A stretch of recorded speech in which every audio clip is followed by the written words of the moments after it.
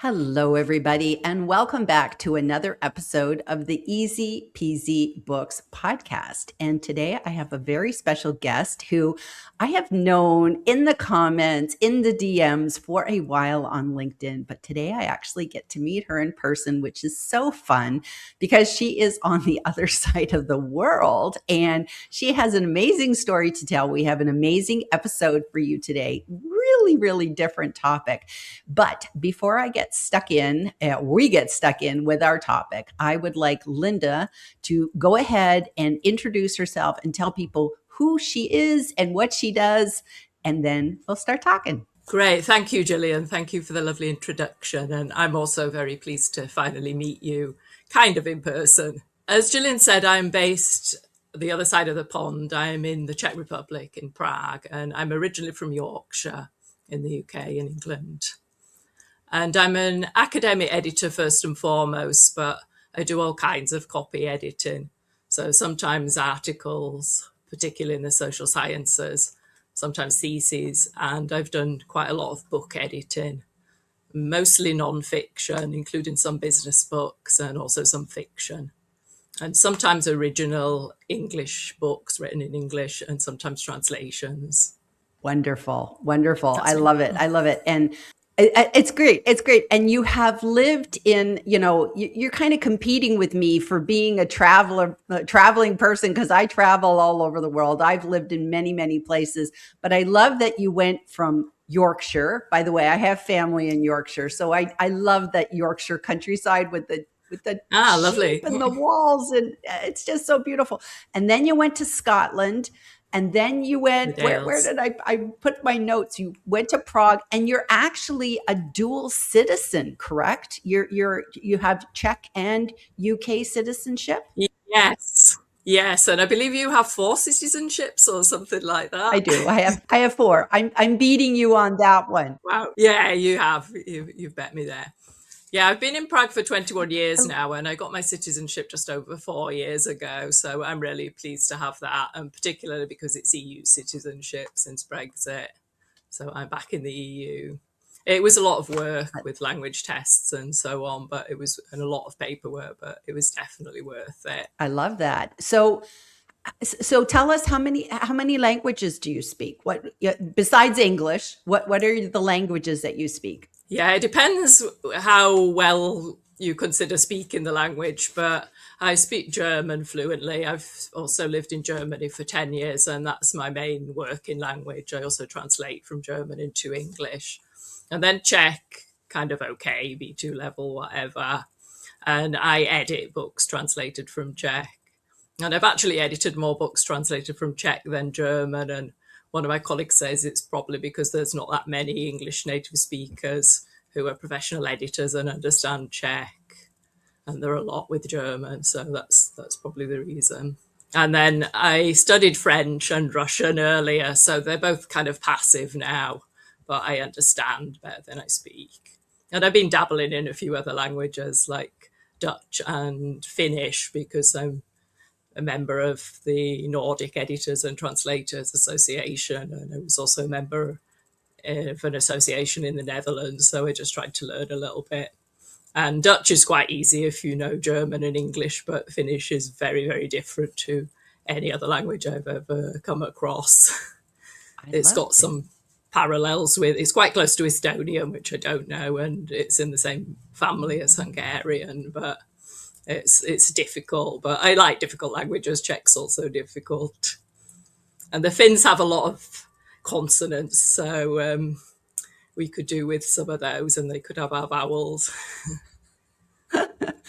That's good. We could do a little bit of we could have their vowels. Sorry, there's a lot of double vowels in Finnish, and there never is.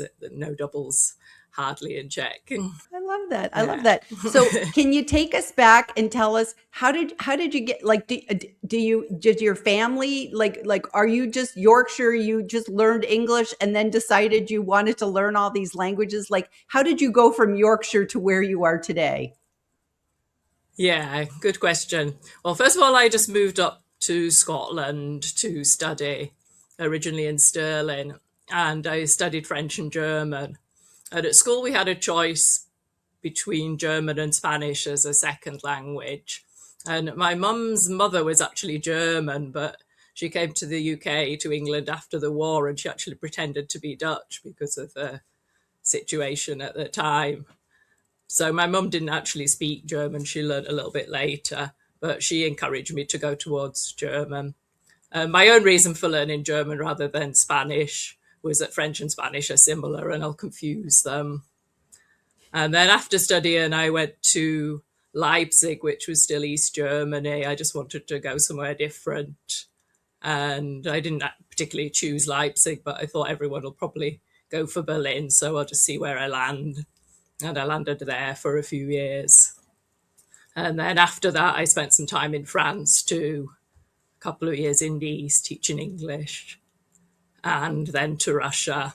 And it was a very different Russia to now, of course, before Putin. And I had a really good time there.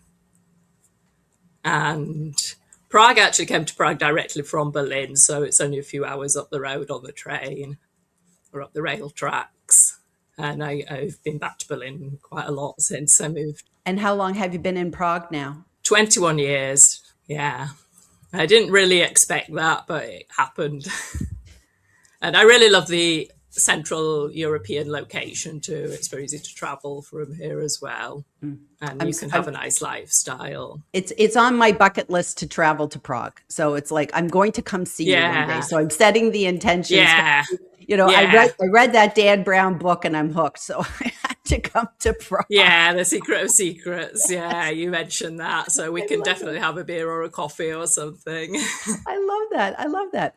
So let's talk about, you primarily help people who want to write a book, academics primarily, wanting to write, but their first language is not English, but they want to write in English. Am I correct in saying that? And so how do you do that? Okay. So do you help them write the book in English or translate the book? Is there a difference? How does that all work? Yeah, if they're non-native speakers, sometimes they are translated and sometimes they write originally in English. And mostly I've just done the copy editing, so the content's already been set. But I did also do some developmental editing for an author here, but an English native speaker. And then we all had a meeting and put ideas together on Post-its basically and took it from there. And I went through 3 stages: the content or developmental editing, and then copy editing, and then a final proof. But normally I just do the copy editing. And if I see something in the content that I would suggest changing, I'll write a comment and I do fact checking and things like that. But I have a manuscript that's more or less ready to go usually. So I'm kind of making changes to the style. There's not really usually grammatical errors or anything, but there might be the occasional typo. And it's helping the author. And sorry, go on. No, go ahead. I think we have a little bit of a delay, but that's okay. That's okay. Yeah, okay. The changes I make are just suggestions. So I really emphasize that to the authors, that I track the changes, I write comments, or I might highlight something if it's not clear to me. And I might ask, did you mean this, or did you mean that, or did you mean something different? And it's up to them what changes they accept or which ones they reject, if it's their own particular style or voice or their idiosyncrasies and they don't want to change it. It's their decision. The author always has the final word. And I think that's important, is the author's voice, whether we're talking about something that is, written in English or translated into English. It's like you somehow want to retain that author's voice. And that's where it's always a bit of a dance with editing, because it's like you want to suggest a word, but maybe that's a word that's not familiar with them. It's not comfortable, or, they just, I don't even know what that means. So have you ever run into that? Yeah. There was one example. I was talking about this with someone recently. It was an academic article by an American colleague here at the university. And he wrote something about this as chalked up to whatever. And I said attributed to. And he said, everyone says attributed to. I want to leave it as it is. And then I said, yeah, fine. That's your style. And other authors have said they have their own idiosyncrasies and, they don't want me to edit that out. And I think once you've edited a few papers or a few chapters or whatever by one author, you kind of get to know their style. And it's much more difficult if I edit a book by lots of different authors, because you have to get into each one from scratch. Yes. But I do try not to change the author's voice. I think that's so the most important. important thing, really. Absolutely, because I was going to say this is the book that I wrote with Tiina Järvet, and Tina's Estonian, and she speaks, I don't know, she speaks like 12 languages or 13 or 14 languages. She speaks so many languages.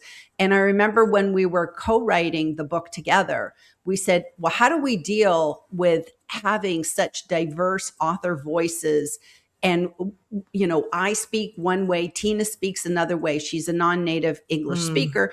And so we had to kind of figure out how to do that. And literally we came up with the idea of like making it like a play.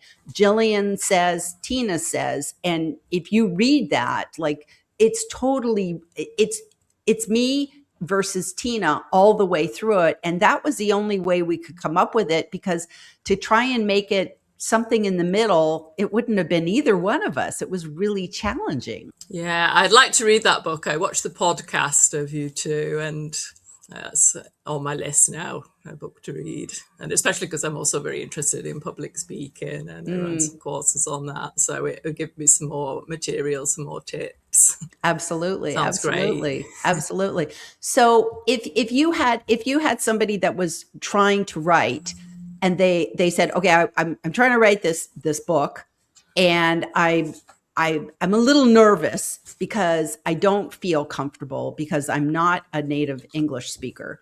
Would you suggest that they what would you coach them on? Would you suggest write it? Like, do we have to think in a language first, and then write it and then translate it? Like, what would you suggest for somebody that was struggling with that? Yeah, I would say try to write it in English and don't write it in your own language and stick it through DeepL or something like that, because the result won't be as good. But you can use these tools to help you. But I usually notice if I think an author's done that, where they usually write really well and then suddenly there's something that's not as well written. And I would also say get a draft done as soon as possible and then go back and edit it yourself, and be prepared for the editing to take as long as the writing maybe, or, much longer than you expect.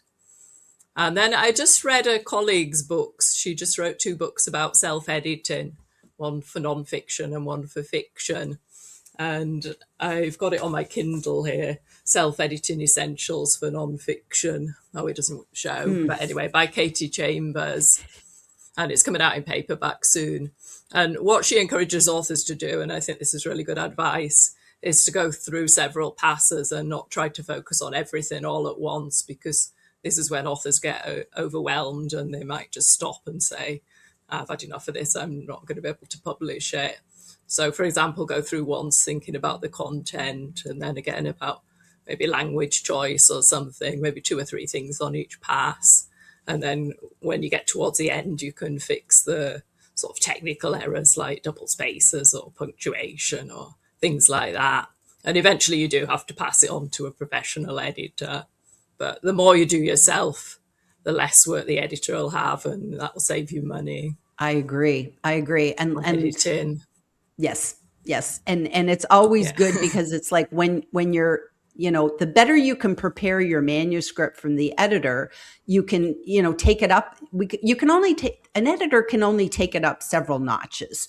And so the thing is that the better you can give it to them, the better it can kind of continue to climb up for you. But if it's way down here, it's a lot of work to just get it here. So that's why it's really important to do the best that you can. That's good. And then you might need more than 1 round of editing, but generally it's usually 1 round of copy editing. I mean, after all the developmental editing, and 1 final proof, and then maybe a final proof of the galleys in PDF form, but that's not always the editor that does that.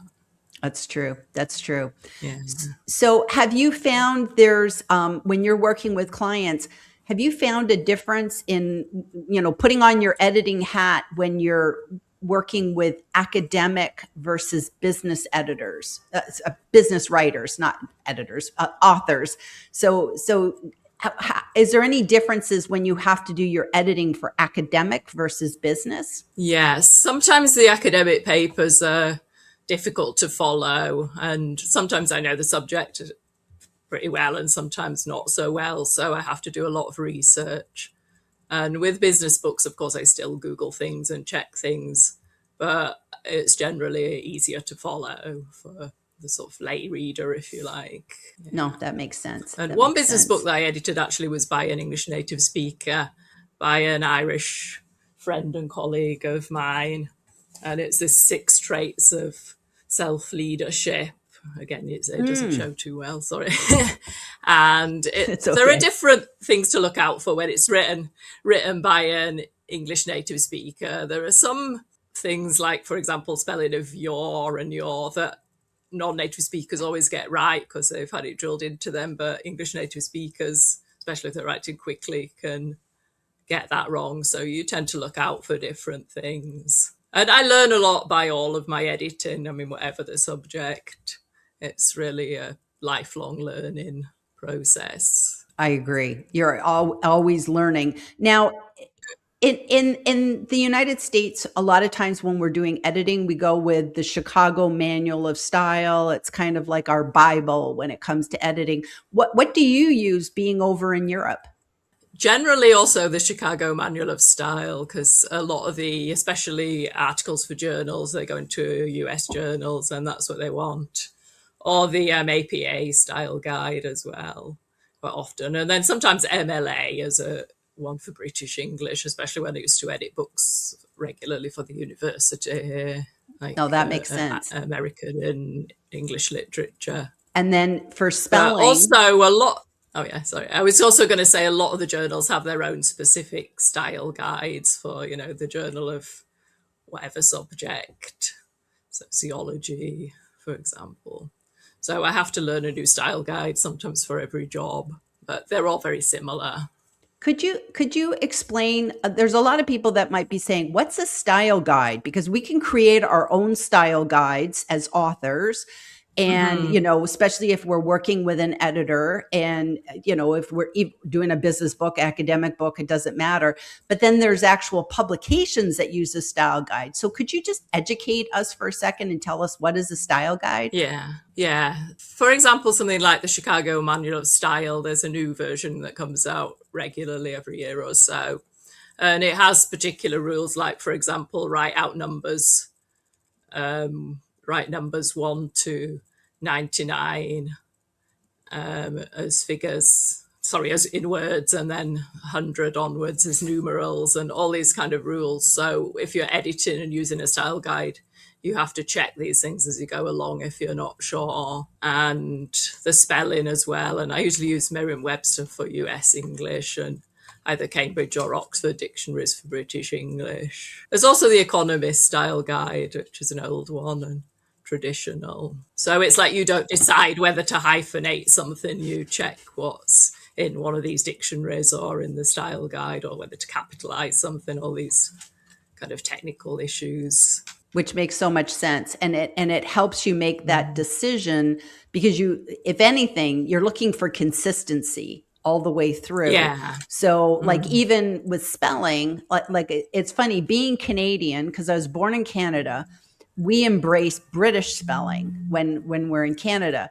But then when I moved to the United States, I had to adopt American spelling. And I'm also a UK citizen, and I'm Israeli. So it's like everybody has different spelling. So what I had to figure out was I just have to pick one and be consistent. So I figured, I live in the United States. I might as well go with that.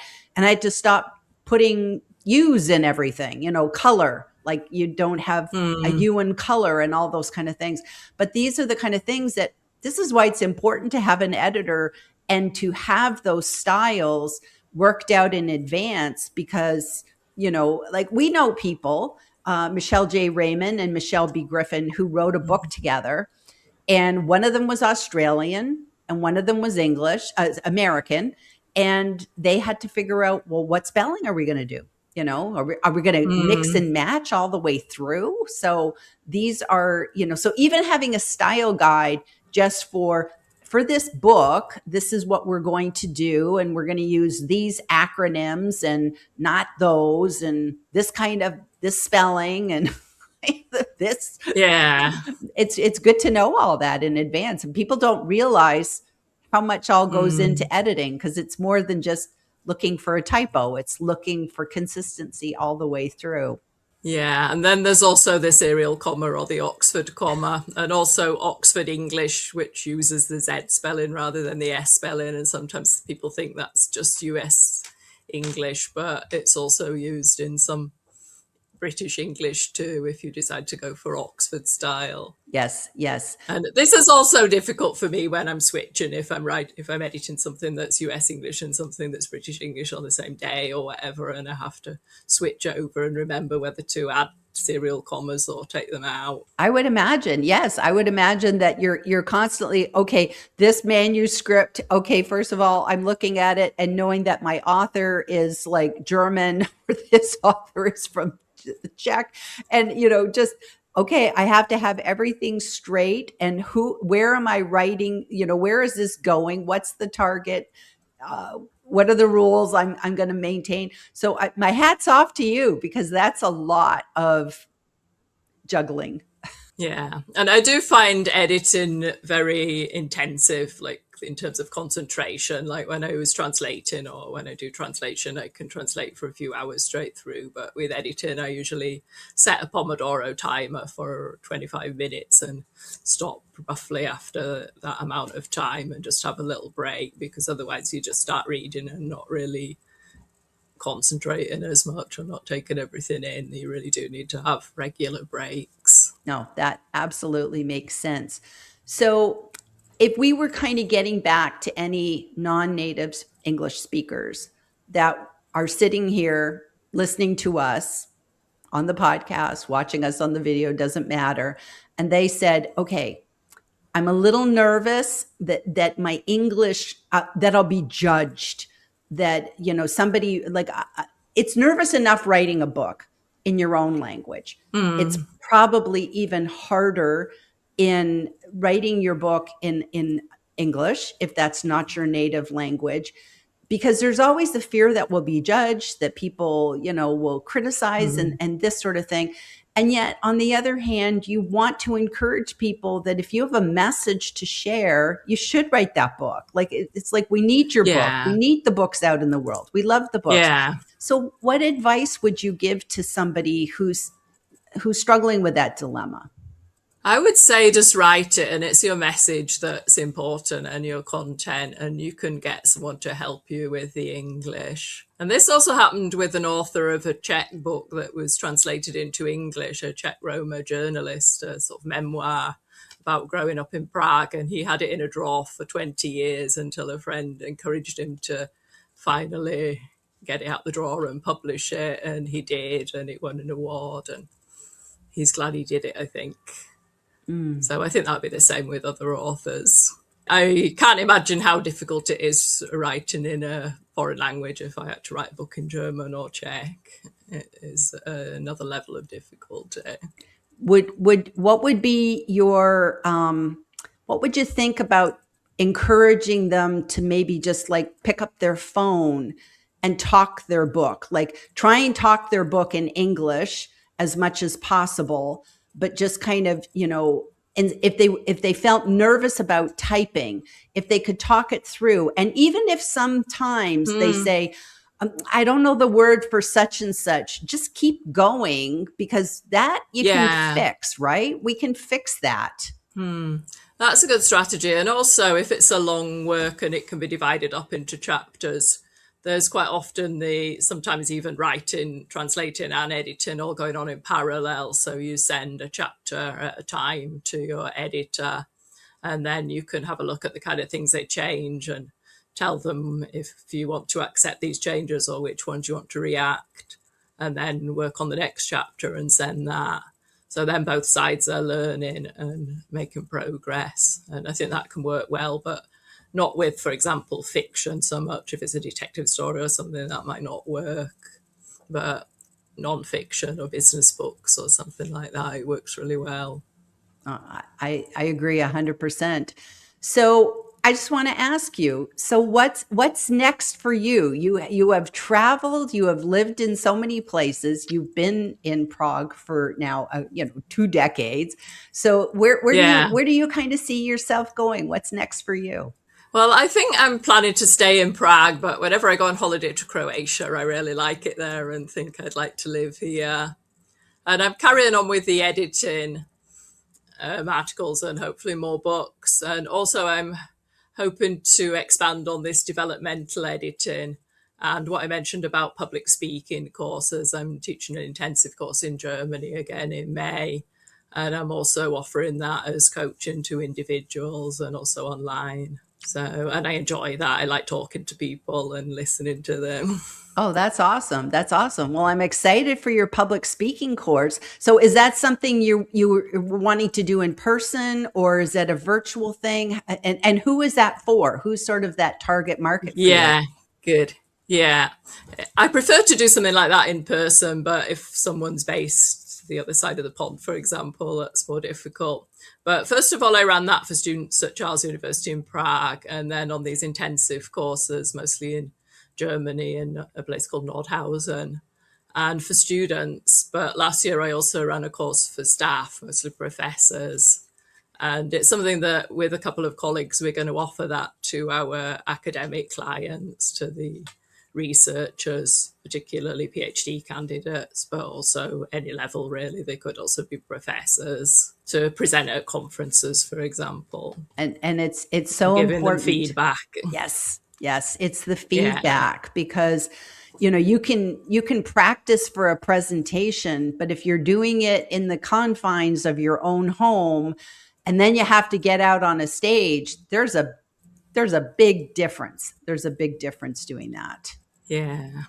And I also try to encourage the students to be good audience members and ask questions and make each other feel comfortable. And I really try to focus on confidence building. That's brilliant. That's brilliant. Well, this has been a very enlightening episode today, and I have learned a lot. And I'm just like so in awe of you and where you have traveled, and love your beautiful red hair. You're such a thank you. I did it specially.